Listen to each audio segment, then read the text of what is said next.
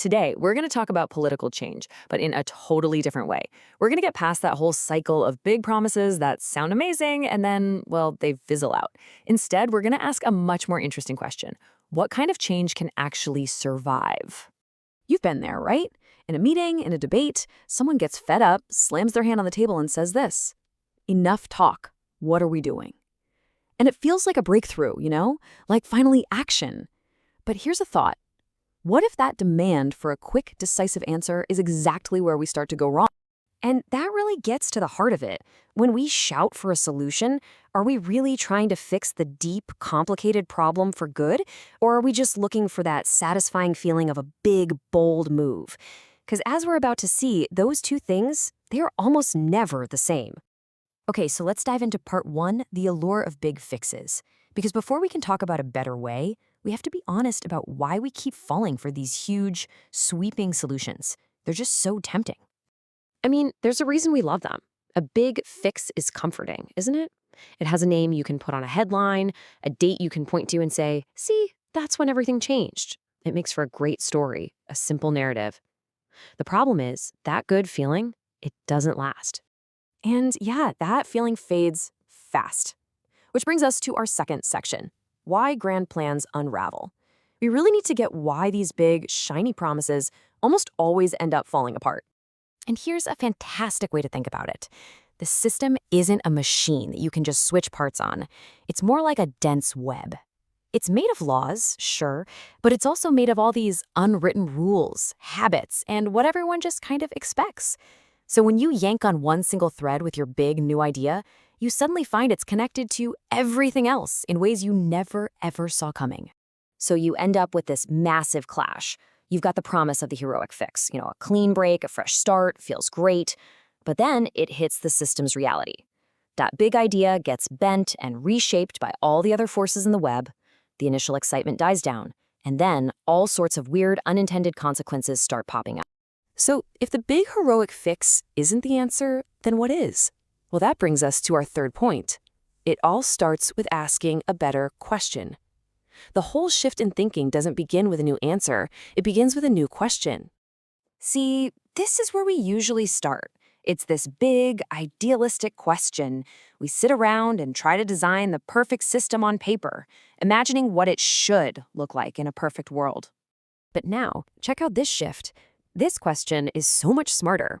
Instead of asking what a perfect system looks like, it asks what actually works when people are just, being people. With all their flaws and motivations and shortcuts, the whole point is to design a system that works with human nature, not one that's constantly fighting against it. And this is just so important. Any plan for change that depends on everybody suddenly deciding to be perfect, selfless geniuses, well, that plan is doomed from the start. You just can't build something to last on the hope that people will stop being people. Now this is the secret sauce. Real, lasting reform isn't about yelling at people to do the right thing. It's about changing the landscape around them so that doing the right thing becomes the easiest option. It's about tweaking the system so the path of least resistance leads to a good outcome. Which leads us to our next section, the power of small change. Okay, so what does this actually look like?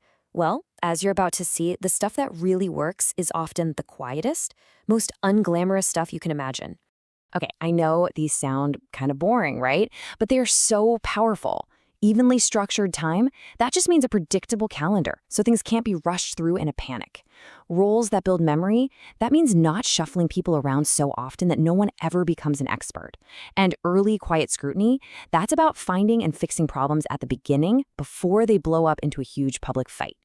None of these things will ever make the front page, but they fundamentally change how the system breathes.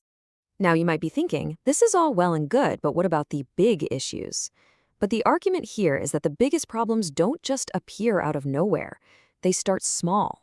They grow in the quiet, forgotten places, in messy calendars, in bad incentives, in the constant staff turnover that erases expertise. Fix that stuff, and you stop the big problems from ever taking root. So let's bring this all home in our final section, reform that actually survives. What does it really take to make a change that sticks, a change that's durable and actually makes things better? It looks like this. It means creating a world where good decisions become normal, not heroic exceptions. A system where doing careful, thorough work isn't punished by burnout from ridiculous deadlines. A place where being honest about a problem is rewarded, not seen as a career killer. And a system where we stop constantly wiping our institutional memory clean every time there's a reshuffle. And a huge part of this is just being honest. It's not about standing up and claiming you've found the one magic lever to pull that will fix everything. Honestly, that endless cycle of politicians promising they have a silver bullet is a huge part of why so many people have lost trust in the first place. Admitting it's complex is the first step back. So, at the end of the day, the goal isn't to find that one perfect, shiny solution. That hunt for a silver bullet, it's just a distraction. Because the real prize, the thing that actually matters, is creating a change that's so well designed, so deeply woven into the fabric of the system that it just keeps on working, long after the TV cameras have packed up and the spotlight has moved on to the next big thing.